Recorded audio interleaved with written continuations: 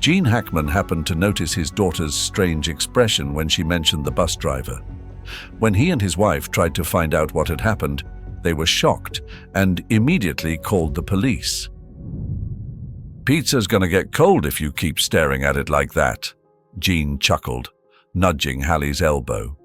She blinked, realizing she'd been absent-mindedly tracing circles on the cardboard box, her mind elsewhere. Across the makeshift dinner table, just a stack of unopened moving boxes. Evelyn bounced in her seat, her eyes bright. "We should get a dog," she announced, as if she'd been holding on to the thought all day. "A big one, like a German shepherd." Hallie smiled, ruffling her daughter's curls. "And who's going to walk this big old dog every morning before school?" Evelyn hesitated, then grinned. "Dad." Gene let out a laugh, shaking his head. "Oh, so I work all day and now I'm on dog duty too. You sure know how to set a man up." Evie. Hallie joined in the laughter, but even as warmth filled the room, she couldn't shake the undercurrent of unease. The house was nice, modest, but nice. The kind of place they'd always dreamed of. But it was too quiet outside, too still. The neighborhood was nothing like where they came from. Back home, kids played ball in the streets till dusk. Folks called out greetings from their porches. Here, the silence was thick, pressing in like an unwelcome guest. And then there were the stares, the lingering glances from the neighbors when they pulled up with the moving truck. The way a woman across the street had paused mid-sprinkling her lawn, hand frozen over the nozzle, watching them as if they were something out of place. No one had said anything outright. No slurs, no nasty remarks. But Hallie knew that look. She'd seen it before. She'd seen it in the way store clerks kept an eye on her back in their old neighborhood, fingers hovering over the security alarm when she stepped too close to the register. She'd seen it in the way Evelyn's third-grade teacher used to talk over her, as if her thoughts weren't worth hearing. And she'd definitely seen it in the face of that cop last year, when he pulled Gene over for driving suspiciously in a car that was too nice for a black man to own. Yeah, she knew that look. And she knew it well enough to recognize that nothing had really changed. Only the setting. Gene had assured her it would pass, that they just needed time to settle in. "Give it a chance, babe," he had said. "It's a fresh start. That's what we wanted, right?" She had nodded then, holding on to his certainty like a lifeline. But now, as she looked at Evelyn, so small, so full of hope, she wondered if she had made the right choice. Gene raised his pizza slice. "To new beginnings." Hallie clinked her crust against his. "To new beginnings." Evelyn grinned, bumping hers into the middle. "And to getting a dog." The morning air carried a crispness that hinted at fall, though summer still clung stubbornly to the edges of the day. Evelyn sat on the front steps, her new backpack pressed against her chest, fingers drumming against the straps. "What if the kids don't like me?" she asked, her voice barely above a whisper. Hallie crouched beside her, adjusting the collar of Evelyn's sweater. "Sweetheart, you're smart, kind, and funny. The other kids would be lucky to have you as a friend." Gene knelt on Evelyn's other side, his big hand resting on her back. "And if anybody gives you trouble, you tell 'em your daddy's got muscles the size of tree trunks." He flexed dramatically, making Evelyn giggle. The rumble of an engine cut through the morning stillness. Hallie stood, her breath catching slightly as the yellow school bus rounded the corner.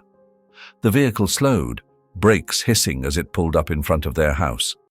The doors creaked open, revealing a man with silver-streaked hair and tired eyes. "Morning," he said. His voice was flat, unreadable.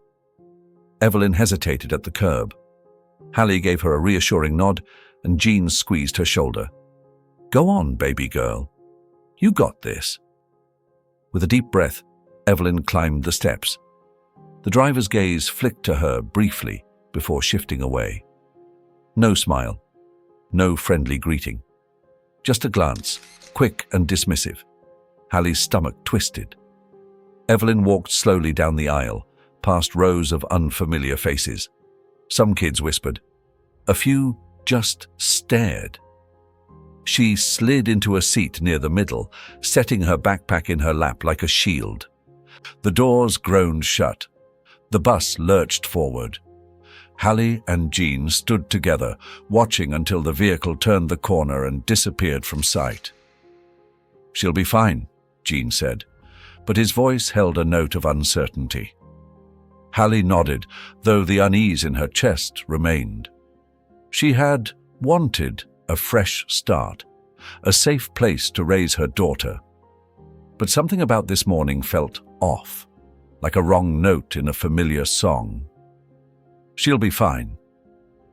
Jean had said it with the confidence of a man who needed to believe it. And Hallie had nodded, though her gut told her otherwise. She had watched the school bus disappear down the street, watched until it was nothing but a speck of yellow swallowed by the distance.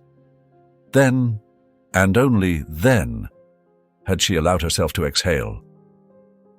The day stretched long in its silence. Moving boxes still sat unopened in the living room, their cardboard edges fraying at the corners. Hallie tried to unpack, but she kept glancing at the clock, counting down the hours. She told herself it was normal.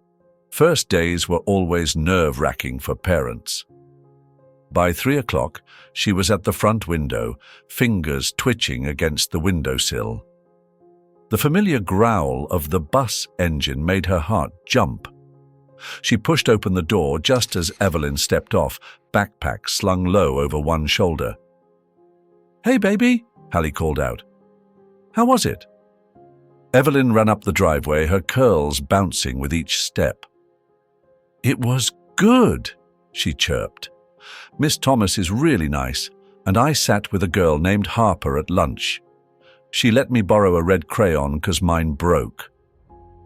Hallie smiled, relief loosening the tightness in her chest. "That's great, sweetheart. See, I told you you'd make friends fast." Evelyn nodded, then hesitated. Hallie caught it, the slight dip in her shoulders, the way her fingers fidgeted with the zipper of her backpack. "What is it?" Evelyn's gaze flickered toward the street where the bus was already pulling away. "The bus driver," she said quietly. "He's not very nice." Hallie frowned. "Not nice how?" Evelyn shrugged, suddenly more interested in the cracks in the sidewalk. "I don't know. He just..." She paused, searching for the words. "He looked at me weird." Hallie's stomach tightened. "Weird how, baby?" Evelyn shuffled her feet. "Just weird." It wasn't much to go on. Hallie didn't want to press too hard, not when Evelyn seemed so eager to talk about everything else. But the unease from that morning settled back into her chest like a stone. That night at dinner, she mentioned it to Jean. "She said the bus driver's not nice," she murmured, pushing her peas around her plate. Said he looked at her funny. Jean took a sip of his iced tea, brow furrowing. "What's that supposed to mean?" "I don't know," Hallie admitted. "She wouldn't say much else." Jean sighed, setting his glass down. "Hallie, we can't jump at shadows. First days are rough. Maybe the guy's just not the warm and fuzzy type." "Maybe," she said, but the doubt clung to her ribs. Evelyn seemed fine after all. She was chatty all through dinner, telling them about her new classroom, the books in the library, the way Miss Thomas let them pick a special pencil if they finished their work early. By bedtime, Hallie had almost convinced herself that Jean was right, that it was nothing. But in the days that followed, something changed. At first, it was subtle. Evelyn didn't talk as much about school. When Hallie asked, she'd give short, clipped answers. It was fine. Or nothing happened. She still laughed, still played, but there was a shift, a quietness creeping in. Then there was the way she started hesitating at the door in the mornings, fingers clutching the straps of her backpack, like she was anchoring herself. Hallie noticed the way her eyes flickered toward the bus before she stepped on, how her shoulders tensed just the slightest bit when Mr. Miller's gaze landed on her. And Hallie noticed him too. Mr. Miller didn't say much. He barely even acknowledged her when the bus pulled up each morning. But there was something about the way he held himself, stiff and unreadable, his jaw set in a way that made Hallie uneasy. She tried to brush it off, tell herself she was imagining things. But the feeling wouldn't shake. One afternoon she found Evelyn sitting by the window, knees pulled up to her chest. The light outside was golden, stretching long across the yard, but she wasn't looking at the sun. She was watching the street. Hallie sat down beside her. "Everything okay, baby?" Evelyn didn't answer right away. Her fingers traced circles on the glass, small and slow. Finally she said, "Can I walk home instead?" Hallie's stomach dropped. "Why? Something happened on the bus?" Evelyn shook her head quickly. "No, it's just, I think I'd rather walk." Hallie studied her daughter's face, the slight furrow in her brow, the way her lips pressed into a thin line. She knew that look. Hallie didn't ask again that night. She let Evelyn curl into her side on the couch, let the warmth of her little body press against her, let the low hum of the television fill the silence between them. But the question sat heavy in her chest. The way Evelyn had said it, too quick, too rehearsed, didn't sit right. Kids asked for things like candy or later bedtimes, not to walk miles home alone. And the way she avoided Hallie's eyes when she asked why. That was the part that kept Hallie awake long after she had tucked Evelyn into bed, long after Jean had fallen into an exhausted sleep beside her. Something was wrong. Jean didn't like when she used that phrase. "Something is wrong." He said she jumped to conclusions too fast, saw danger where there was none. "We moved out here for a reason, Hallie. It's safer. Better schools. Better everything." But better didn't mean perfect. Hallie found herself watching Evelyn more closely over the next few days. She didn't push, didn't pry. Just watched. She saw the little things, how her daughter rushed through breakfast, barely tasting her food. How she stalled at the door before school, adjusting her backpack straps like she was bracing herself for something. How she stopped talking about the bus altogether. One evening, after dinner, Hallie brought it up again. "You never did tell me what's wrong with the bus," she said, keeping her voice light, like she was just making conversation. Evelyn stiffened. "Nothing's wrong. Baby, if something's bothering you, you can tell me."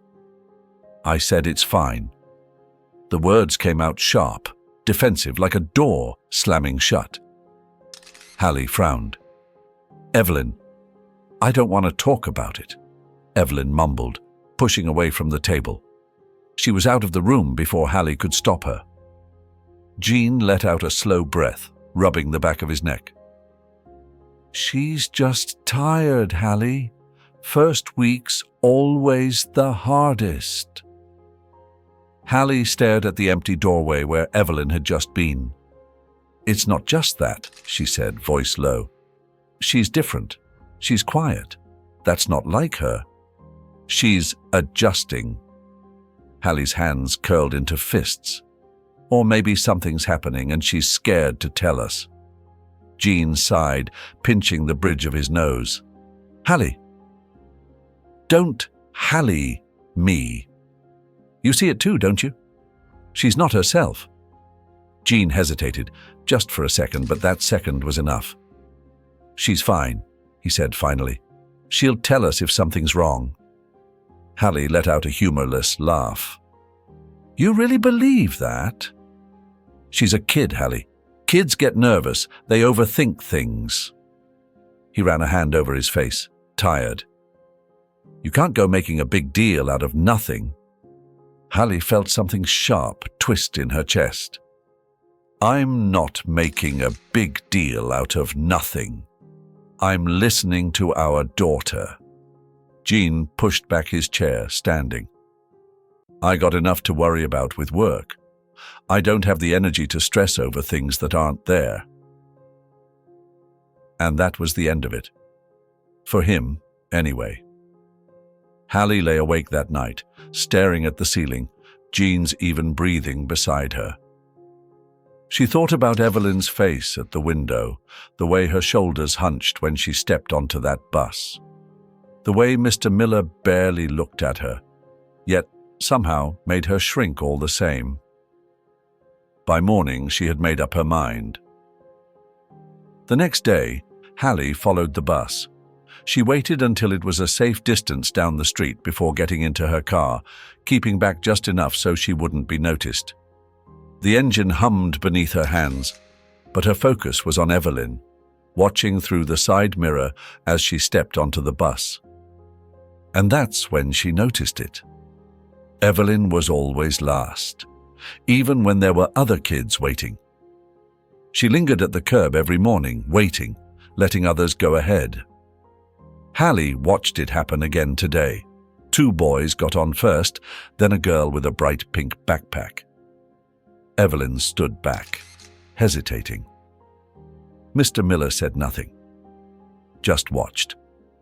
Hallie couldn't shake the feeling that something was coming. A storm rolling in, slow and steady, the kind you didn't see until the sky cracked open.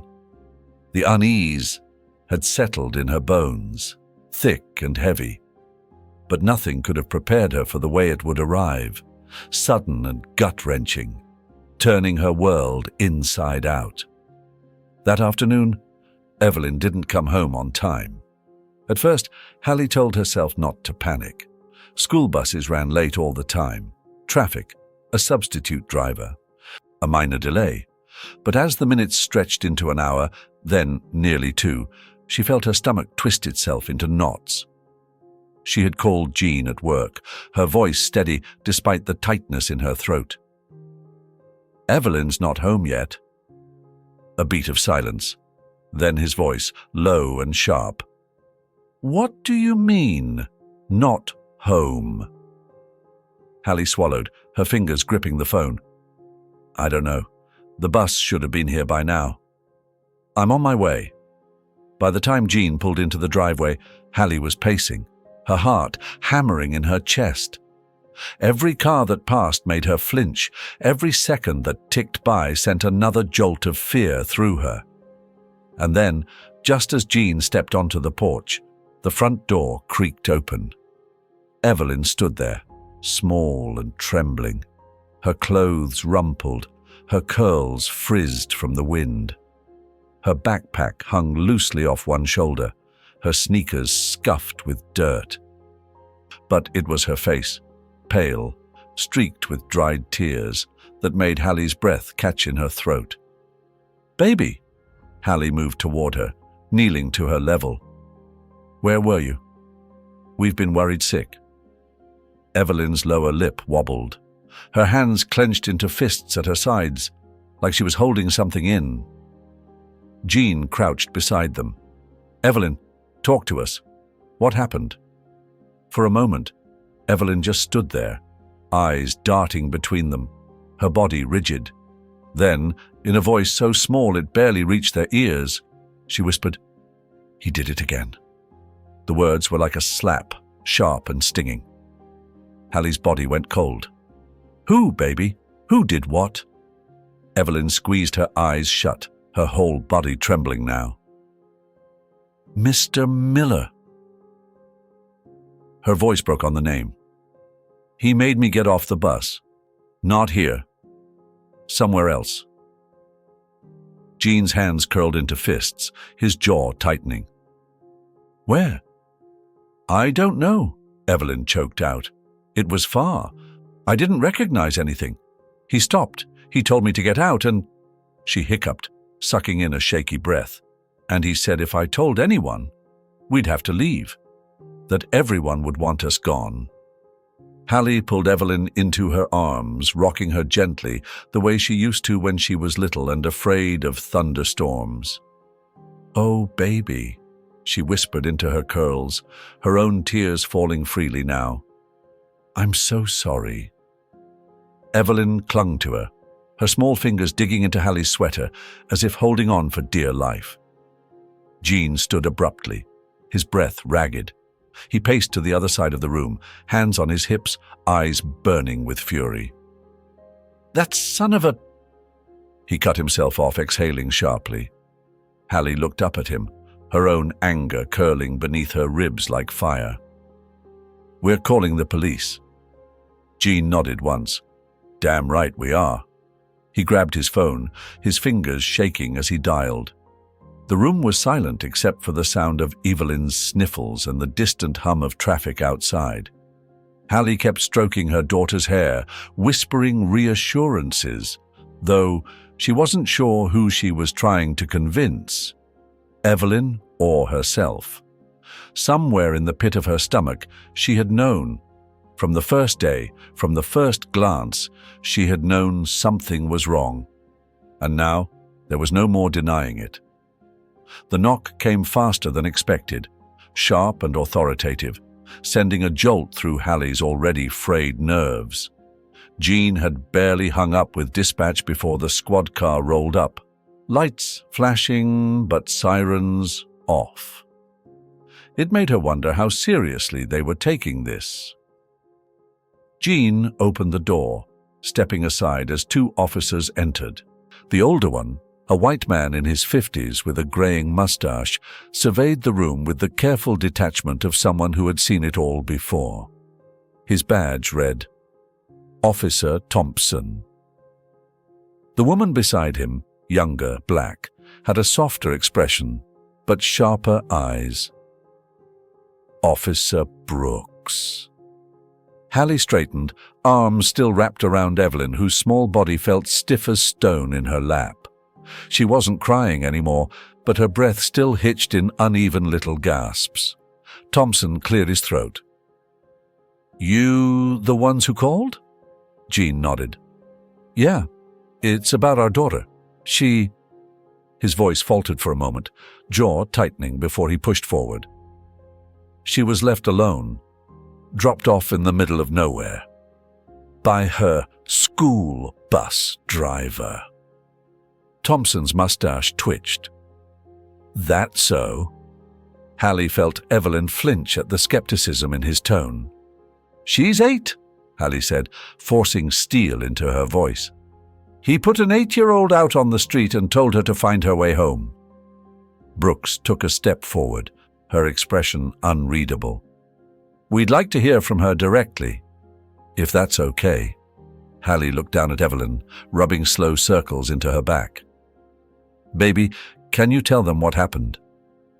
Evelyn didn't speak right away. She chewed the inside of her cheek, fingers clutching Hallie's sleeve like a lifeline. Then, barely above a whisper, he told me to get out. He said, if I told, we'd have to leave, that no one wanted us here. The room went silent. Brooks crouched to Evelyn's level. Sweetheart, do you remember exactly where he dropped you off? Evelyn shook her head. I don't know. It was somewhere I never saw before. No houses, just trees. Thompson exhaled through his nose, scribbling something in his notepad. Mr. Miller's been driving in this district for over 20 years. Never had a complaint. Not one. Hallie stiffened. Well, now he does. Thompson barely reacted. Did anyone else witness this? She was alone, Hallie snapped. That's the damn problem, isn't it? Jean placed a hand on her shoulder, a silent plea to stay calm. But she was already fuming. They'd barely been here 5 minutes, and the doubt in Thompson's voice was unmistakable. Brooks cut in before the tension could stretch further. "We take this kind of thing very seriously," she assured them. "We'll need to speak with Mr. Miller, and we'll be checking the school's bus records. If this happened the way your daughter says, we'll make sure there are consequences." If this happened the way your daughter says. Hallie caught the wording, the way it left space for doubt, for disbelief. Her fists clenched at her sides. "He's lying," Evelyn whispered suddenly. Everyone turned back to her. Evelyn swallowed hard, her little face a mixture of fear and anger. When we got to the last stop, he looked in the mirror and he smiled. Not a nice smile, a mean one. He said, "Time to go." Then he opened the door. He knew exactly what he was doing. Brooks nodded slowly, but Thompson only sighed, closing his notepad. "We'll look into it," he said, and Hallie could hear the finality in his tone. That was it. Her daughter had just told them a grown man abandoned her, threatened her, and all they had was, "We'll look into it." Jean must have sensed the fire building in her because he squeezed her shoulder again. "Not now," his touch said. "Not yet." Thompson tipped his head toward his partner. "Let's go see what Mr. Miller has to say." And just like that, they were gone. Hallie lay awake, staring at the ceiling, listening to the faint creaks of the house settling around her. Jean had drifted off hours ago, his breathing deep and steady beside her, but she couldn't stop the thoughts spinning in her mind. Would the police actually do anything? Or would this be another case of a black family speaking up and being ignored? She thought of Simone's face at the door earlier that night, the weight of her words, the quiet shame in her voice when she admitted she hadn't spoken up before. Nobody would have believed her. Hallie knew that feeling. She had lived it, swallowed it, forced herself to push forward despite it. But this time, she wouldn't let them bury her daughter's truth. When morning came, the news had already started to spread. It began with whispers, quiet conversations in grocery aisles, at school drop-offs, on neighborhood sidewalks, people talking, speculating. And then, slowly, the floodgates opened. By noon, Hallie's phone was buzzing non-stop. "My son said Mr. Miller used to call him boy instead of his name. My daughter told me last year he'd make her sit in the front alone while the other kids laughed. I always thought something was off about him, but I never said anything. I should have said something." It was as if Evelyn's story had cracked something open, like a dam breaking after years of pressure. One voice turned into many. Parents who had once been silent, afraid of rocking the boat, now found themselves unable to ignore the truth staring them in the face. And as the noise grew louder, so did the attention. By evening, the reporters came. Hallie hadn't expected them so soon. She had just set the dinner table when she noticed the first camera crew pulling up outside. Then another. And another. By the time she reached the window, a full crowd had gathered on their front lawn, microphones, flashing lights, voices blending into a chaotic hum. Jean came up behind her, exhaling sharply. "Damn!" Hallie turned away from the window, heart pounding. She hated this. The eyes, the spectacle of it, their home, their family, reduced to a headline. But then she thought of Evelyn. She thought of her little girl standing at that door last night, afraid to tell the truth, afraid of what would happen if she did. Hallie squared her shoulders. "We talk." Jean studied her for a moment, then nodded. They stepped outside together, the night air cool against their skin. The voices swarmed them instantly. "Mrs. Hackman, Did the school ignore your daughter's complaints? Mr. Hackman, do you believe Mr. Miller has a history of discrimination?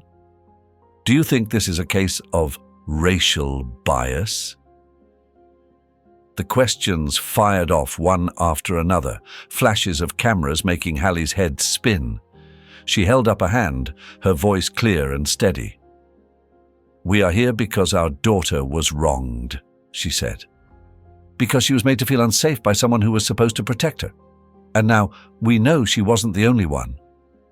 The crowd quieted just a bit, waiting. Jean stepped forward. For years, people stayed silent. They thought their voices wouldn't matter. They thought no one would listen. Well, we're here to say, enough is enough. His eyes swept over the crowd, hard and unyielding. We will not be silent. A murmur rippled through the reporters, more questions flying their way, but Hallie had said what needed to be said. She took Jean's hand and led him back inside, closing the door behind them. For a long moment, neither of them spoke. Then Jean let out a breath, running a hand over his face. "Well, guess there's no going back now." Hallie nodded. "No, there isn't. And she wouldn't have it any other way. Tomorrow, the real fight would begin." The morning after the reporters came, the phone wouldn't stop ringing. Jean silenced it after the 5th call, muttering under his breath. Hallie sat at the kitchen table, hands wrapped around a cup of coffee. She had no intention of drinking. She was exhausted, but the kind of tired sleep wouldn't fix. Somewhere upstairs, Evelyn was still sleeping. At least one of them could rest. Hallie had barely processed the whirlwind of the past 24 hours before the next storm hit. News broke early. Mr. Miller had been arrested. Not fired, not quietly removed. Arrested. Jean had the news pulled up on his phone, reading aloud as he paced the kitchen. Charged with child endangerment and reckless conduct, held without bail until the hearing. He exhaled sharply, setting his phone down. They actually did it. Hallie wasn't sure whether to feel relieved or wary. It wasn't over. If anything, it was just beginning. The first cracks in the neighborhood came that same afternoon. By the time Hallie and Jean arrived at the emergency school board meeting, people were already gathering outside, forming small, tense clusters. Some greeted them with nods of support. Others with tight-lipped stares. Inside, the tension thickened. The room was packed, parents, teachers, board members, all speaking in hushed, urgent voices. A woman at the front of the room tried calling for order, her voice barely cutting through the noise. "This is a disgrace," a man in the back scoffed. "Miller's been driving that bus for years, and now you're telling me one little girl's word is enough to throw him in jail." Hallie's hands curled into fists. "It's not just one little girl," Simone shot back. She stood near the front, arms crossed, eyes blazing. "My daughter, the Hackman's daughter, and how many others? How many kids got ignored because nobody wanted to listen?" A woman near the door huffed. "If this were really an issue, why are we only hearing about it now?" Hallie stepped forward, her voice calm but firm. "Because fear keeps people quiet. Because people like you make them think speaking up won't change a damn thing." The woman's face twisted, but before she could respond, a voice from the school board cut through the room. "We are here," the chairman said, "to discuss the next steps for our school district. There are parents calling for reform, and there are parents calling for Mr. Miller's reinstatement." Hallie felt her stomach turn. "Reinstatement?" Jean leaned in close, whispering, "They're really trying to play both sides." A man in a crisp suit stood. "This town has always prided itself on being a safe, welcoming community. What message are we sending by destroying a man's life over accusations that haven't even been proven in court?" A murmur of agreement rippled through part of the room. Hallie didn't hesitate. What message are you sending when you dismiss the voices of black children? Silence. She let it sit, heavy and undeniable. No one had an answer for that. The trial came faster than expected. Hallie wasn't sure whether that was a good thing or not. Part of her wanted this to be over. The other part dreaded what it would do to Evelyn. Her little girl had been through enough. But when the time came, when Evelyn was called to the stand, she stood. She was nervous. Hallie could see it in the way she clenched her hands, in the way she glanced at the rows of unfamiliar faces. But when she spoke, her voice was clear. "I was scared," Evelyn said, looking at the judge. "But I remember everything." She told them about the way Mr. Miller looked at her, the way he treated her like she didn't belong, the way he made her get off the bus, alone, in a place she'd never seen before. And then, the words that sent a chill through Hallie's spine, words Evelyn hadn't told them before. "He laughed," Evelyn whispered, "when I started crying. He laughed." Hallie's breath caught. She wanted to go to her daughter, to hold her, to tell her it was over. But not yet. Not yet. More witnesses followed. Other children. Other parents. One by one, the cracks in Miller's defense widened. And then, finally, the verdict came. Guilty. The weight in Hallie's chest lifted, but it didn't disappear. Justice was done. But the damage, Evelyn's fear, the way people looked at them now, the knowledge that it had taken this to make people listen, was still there. Still, as she walked out of that courthouse, her daughter's hand in hers, she knew one thing. They had won, and they would never be silent again. Winning a battle didn't mean the war was over. The courthouse doors had closed behind them, but Hallie knew the weight of this fight would linger. Evelyn was safe, Mr. Miller was convicted, and the town had been forced to confront its ugly truths. But the wounds, the ones carved into their family and their community, would take time to heal. At first, the changes were small. The school district announced new policies, mandatory racial bias training for staff, stricter oversight on bus drivers, and, most importantly, cameras installed in every school bus. Hallie and Jean had pushed for it, standing in front of the school board alongside Simone and other parents who refused to let this happen again. Some fought back, claiming it was unnecessary. But there was no going back to the way things were. The cameras went up. The training began. And people started to talk, not in whispers, not behind closed doors, but out in the open. For the first time, families who had never spoken about race, about discrimination, about the quiet ways people were made to feel like they didn't belong, they were talking now. Some folks resisted. Hallie saw it in the way certain neighbors stopped waving when she walked past, in the clipped voices of parents who still believed Mr. Miller had been done wrong. In the way Jean came home from work one evening, jaw tight, hands curled into fists, and admitted a co-worker had told him, "You people always got to turn things into a damn circus." But she also saw something else. She saw it in the way Evelyn walked a little taller each day, the way Simone and the other black parents in the neighborhood started organizing, pushing for real, lasting change. She saw it in the knock at her door one afternoon.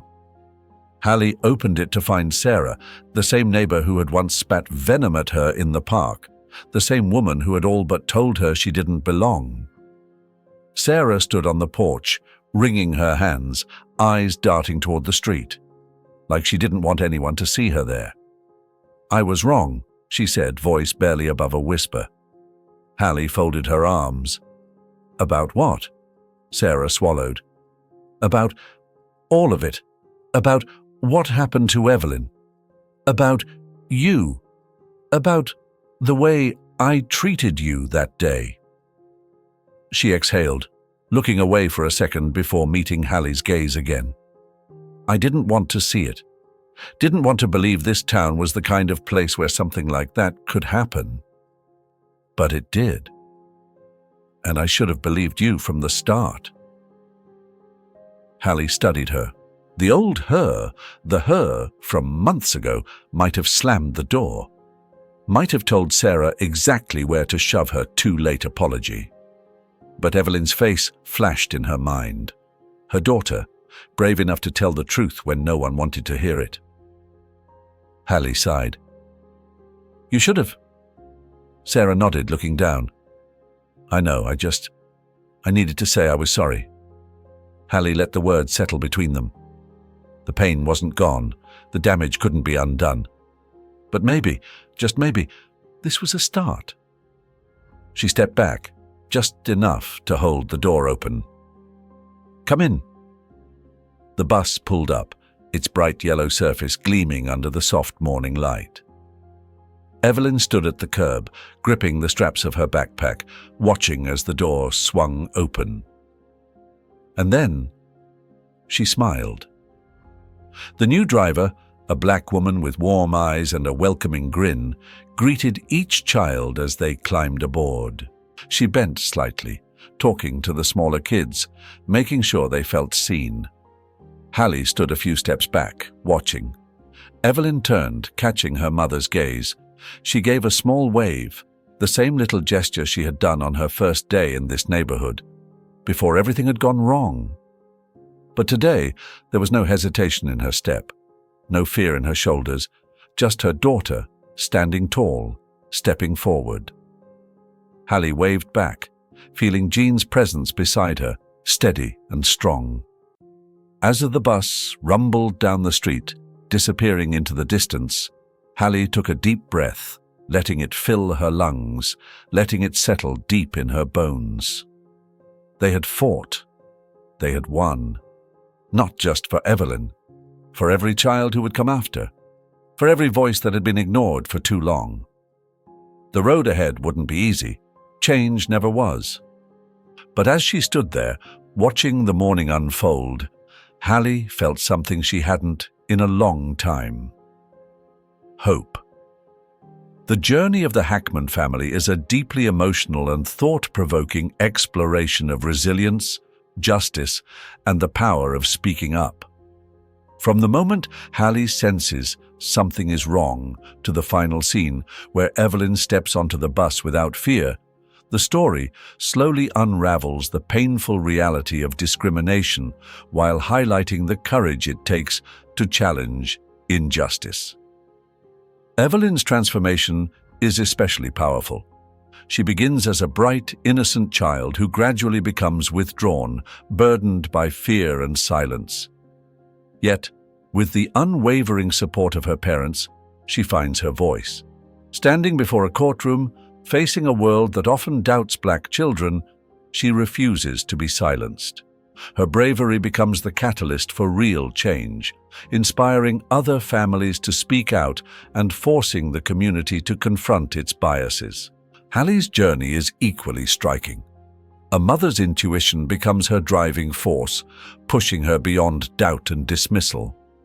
Her determination reminds us that true change requires persistence, even when the odds seem stacked against us. The story teaches a profound lesson.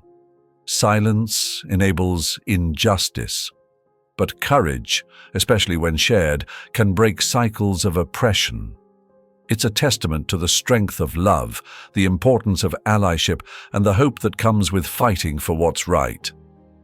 If this story touched your heart, don't forget to like and share it. Leave a comment to tell us how it inspired you. And if you haven't already, subscribe to the channel. May God bless you and be with you every step of the way.